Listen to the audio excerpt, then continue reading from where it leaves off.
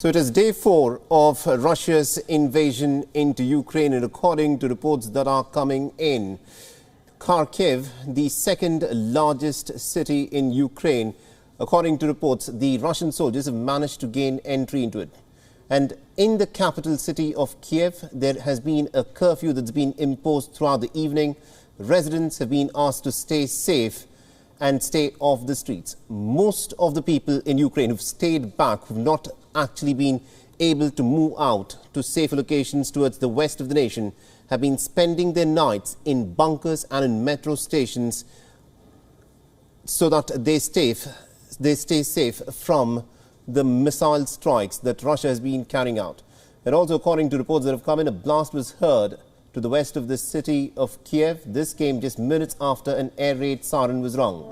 The regional chief has said that there is intense fighting that's been reported.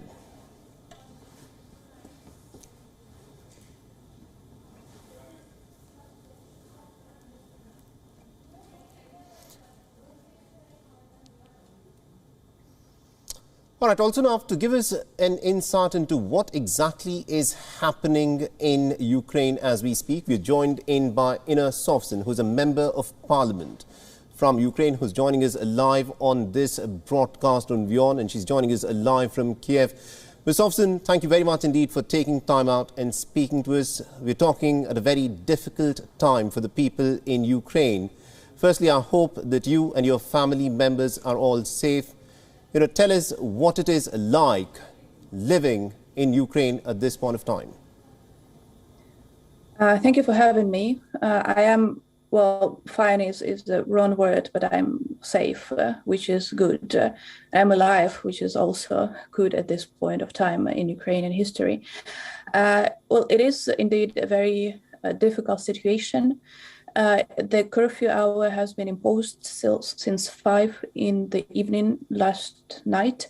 We are 9:30 in the morning today. The curfew will continue up until Monday. So this is this was done in order to make sure that Ukrainian army and territorial defense are able to catch the infiltrators around Kyiv. So what is happening right now around Kyiv is this. The Russian forces have tried to enter the city from several locations, including, mainly from the north. There are major battles taking place about 40 kilometers north of the city. They are trying to enter with tanks, but they have not been successful. Actually, they have lost lots of tanks, and they have lost lots of personnel over there, which have been killed by the Ukrainian army, who is at this point of time much better equipped and much better trained, and what is most important, way more motivated than the Russian soldiers. But apart from entering in big groups from different parts of the city, what they did was that several infiltrators groups were trying to enter the city, so they did. And during the night and the whole day before, Ukrainian army and the territorial defense are volunteers who were just signing up to help in any way possible. They were just riding around the city trying to catch those people. And lots of those infiltrators groups have actually been destroyed as of now. But the curfew hour is being imposed because of the air raid strikes, but also because Ukrainian army needs to make sure that Ukrainians are safe. And those people who are on the streets, that means that they need to be destroyed because those are the Russian infiltrators. Right. So the situation as it is right now. So the majority of people in Kyiv are staying in shelters, in bomb shelters, in underground stations, and they will stay there till Monday. My personal situation is probably a bit better because I actually moved to my friend's place, and they have a private house, so we can just go to the basement in case of air raid strikes. So I don't have to stay in the shelter the whole time. I can just go downstairs to the basement in case something starts happening. So it is a bit better, and I can continue doing what I am doing right now, is talking to the international audience and trying to explain what the situation actually is. Now, Ms. Sovsun, people around the world would want to know as to what actually is happening in terms of the city of Kyiv, the capital. Because the Russian forces, we are given to understand, had been at the gates of Kyiv right from the first day when they launched an invasion. Tell us a bit about what life is like in the capital and how many soldiers, Russian soldiers, do we know have surrounded the city of Kyiv? What kind of equipment have they bought? And what are the targets that they've been going after in the capital city? I wouldn't be able to provide you with the exact number of the Russian troops around Kyiv city for two reasons. First of all the information we are getting is very fragmentary. So we are getting pieces of information here and there, but it's the full-scale picture is difficult to grasp, even for us as MPs who do have access to a bit wider information possible. But they're trying to enter the city from several places. So what they did, they were trying to enter in tank convoys from the north, and there were different numbers reported like 10 tanks convoy up to 70 tanks convoy, but not a single of those big convoys who were able to enter the city actually, because the city borders were protected. There were individual cases of like one single tank entering the city, which was just suicidal mission to begin with, because you cannot invade a 4 million city with a single tank. So obviously that tank was destroyed within like 30 minutes after entering the city. But apparently the Russian command doesn't care about that, because Ukrainian command would never do something like that and just send our soldiers into suicidal mission. But the Russians are doing that. I think they just wanted to show that they did have Russian tanks in Kyiv, and they didn't care. They cared about this picture. They cared with being able to say to their Russian audience that you see we have Russian tanks in Kyiv. They didn't care about the fact that people in those tanks, the Russian soldiers in those tanks, would have been destroyed, and they were destroyed within half an hour. So they were also trying to enter in a different way. What they are doing is they're targeting military airports around the city. And they were trying to capture Hostomel airport north of the city, and the major battles actually taking place over there. Their plan was that they would capture those, they would capture that airport, and then they would be able to land the planes with troops in that airport, and then those troops would just move into the city. But since they failed to capture the airport, their plan failed. So people living in that area were saying that they are trying, they did see Russian planes circling around the area, but then they just left. So because they realized that they cannot land. One of those planes was actually shot down by Ukrainian counter-air defense. So the number of casualties there is unannounced as of now. At least 150 Russian soldiers in that plane that all died, obviously.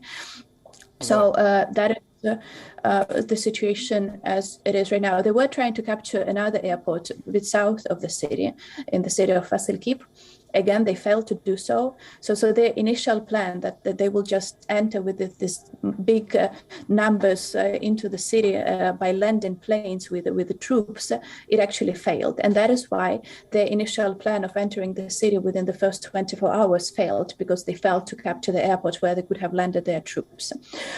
So right now, I think from what we're getting, from the overall information and from the intelligence, is that they don't have a plan B. So this was their plan. They were thinking that they will be in the Kyiv city center in the 24 hours after the attack.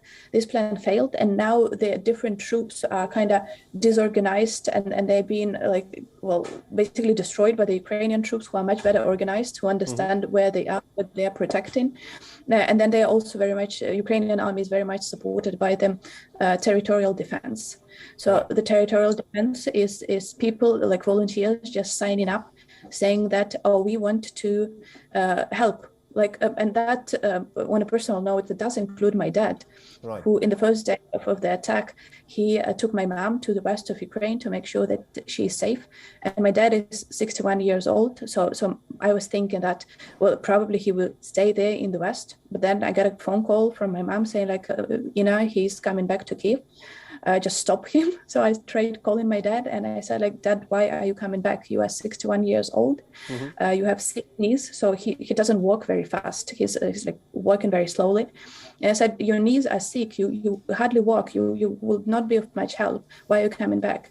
And he said, like, well, I'm going to defend Kyiv. I said, Dad, you walk very slowly. What will you do? He said, well, if I can't walk, I will crawl.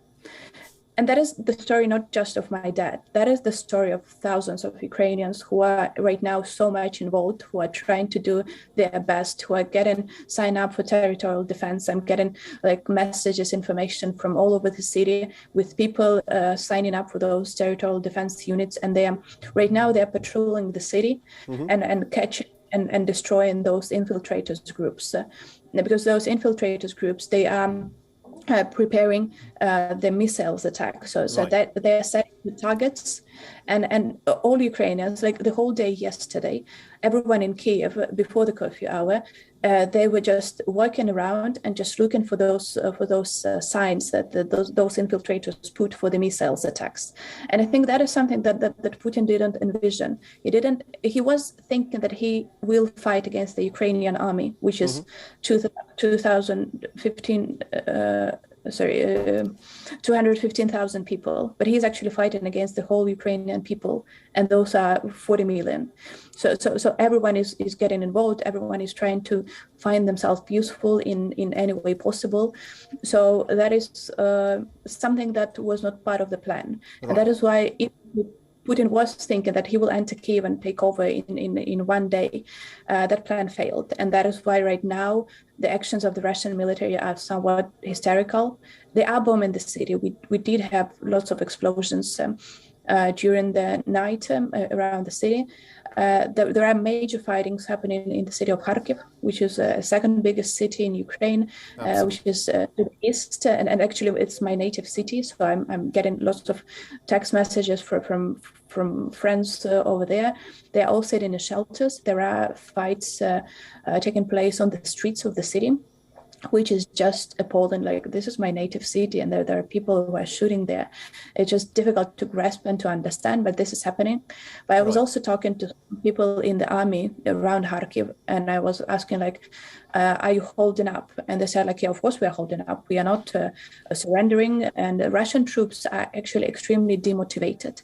Russian troops are extremely scared, and there are lots of cases when Russian soldiers, after seeing what happened to the first troops that entered, and almost all of them have been killed or captured by Ukrainian army, the other troops, other soldiers are just refusing to go in because they don't want to be killed for nothing. I just want to ask you a question that a lot of people in international media have been asking about. Now, Russia claims that it is only going after military installations and military targets, but there have been reports of residential buildings, even kindergartens, coming under attack. Can you tell us as to what exactly are the targets that Russia has been trying to take out with the missile strikes on large cities such as Kyiv and Kharkiv and some of the other cities?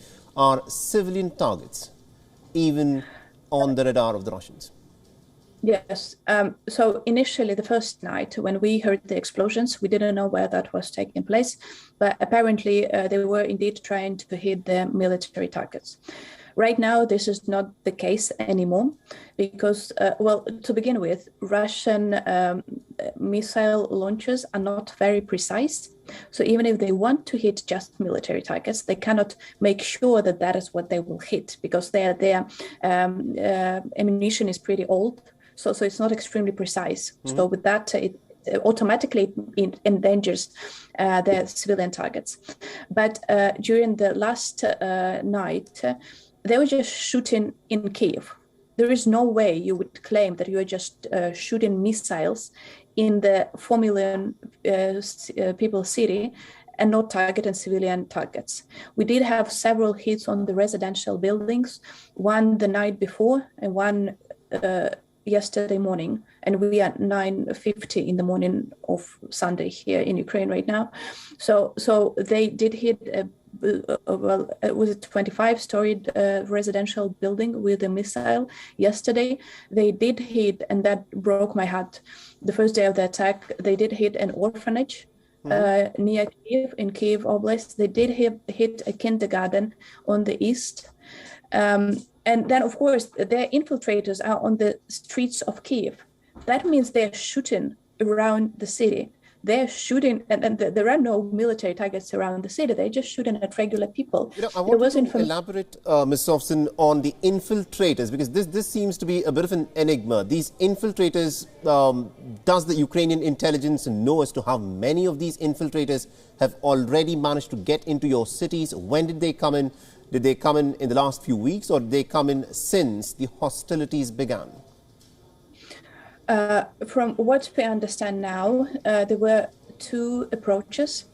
Yesterday, during daytime, we did receive some information, and we were asked to spread this information among people who are dealing with rent. So I have a friend who is in this business, and she would spread that around her circles. Like, if you helped someone to rent an apartment in Kyiv or in any other city within the last couple of weeks, and they sound like they are Russians, please let us know. So, because they apparently, some of those people were relocated to Ukraine a few weeks before.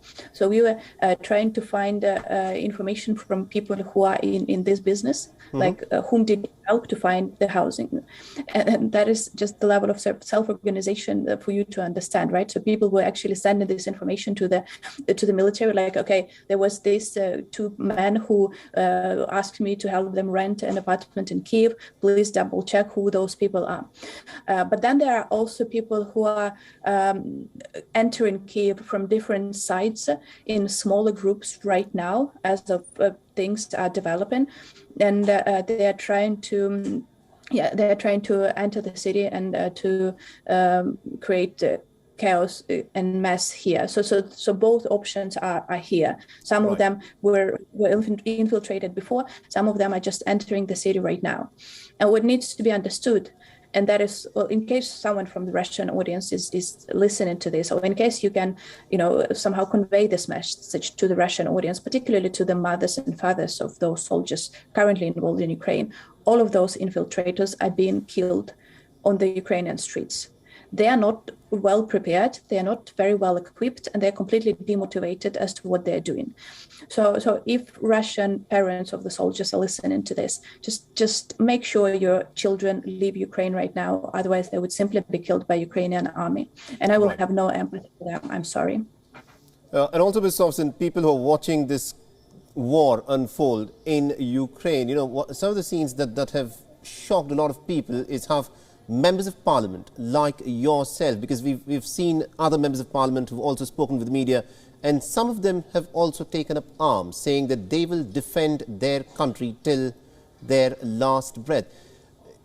Generally for people who've not experienced war, this is really baffling. But in the middle of a conflict zone, what I want to know is how many members of parliament have in fact taken up arms individually? Because you mentioned that your father, who is a veteran in the Afghan war, he also has in fact signed up to defend the city of Kyiv. Yes, so my dad did sign up. He is sick, but he said, like, I can't walk, I will crawl. I will do everything I can to defend the city of Kyiv. But my boyfriend is with the army. I myself, at this point of time, doing basically I was trained to do it through my life before. At this point of time, I think I'm most useful in explaining to the international audience what is happening here. But I was provided with an assault rifle. And in case, if needs be, I will join those patrolling the streets as well, because I'm not leaving, I'm not surrendering. And then I'm also seeing lots of members of parliament. I will not disclose the exact number, and I don't actually know the exact number. I just know that some of the people who are from the parliament who are now joining the territorial defense. And those are, like, some of the people, trust me, I am representing, just for the Indian audience to understand, I am representing an opposition party. We are typically criticizing the government and the president so much, like all the time. We disagree on so many things. But right now, so obviously we also criticize the government party of Servant of the People. And we were very skeptical about them and well, vice versa. But right now I'm seeing some of the members of parliament with whom we were having huge political fights.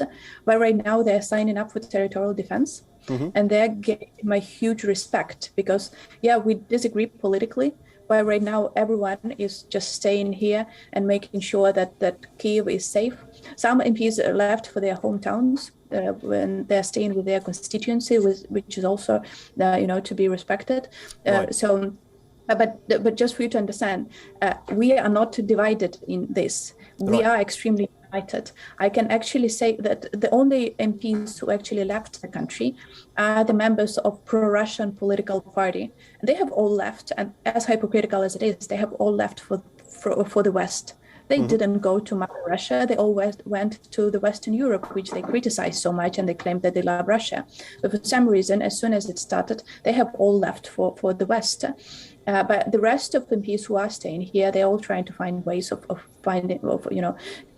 being useful in any way possible, in any way they can. And trust me, like I wouldn't disclose the name, but one of the fellow members of parliament with whom we were having such huge debates, we were just like rather friendly, but we were disagreeing on so many things.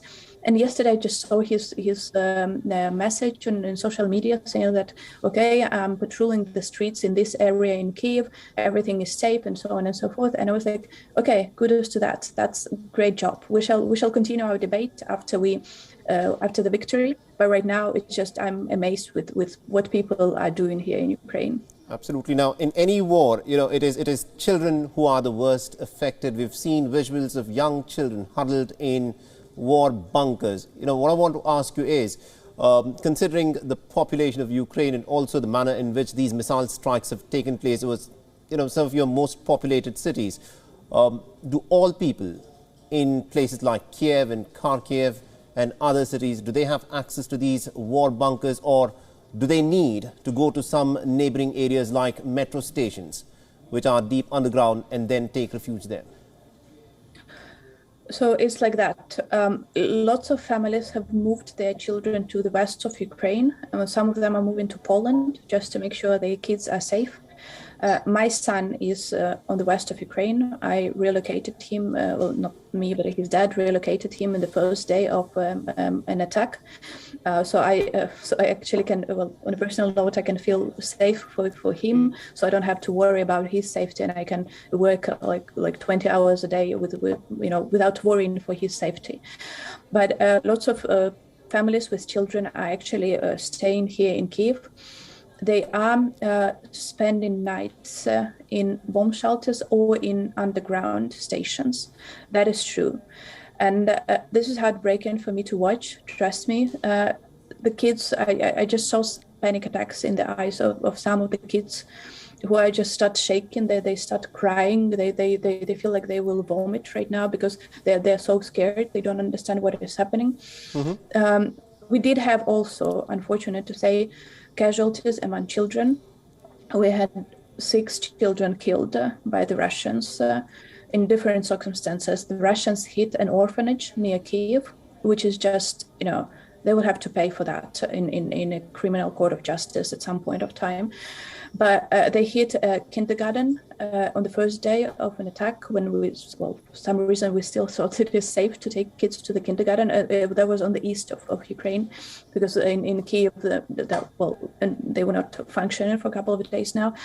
And so kids are very much scared, but grown-ups are doing everything they can to support them.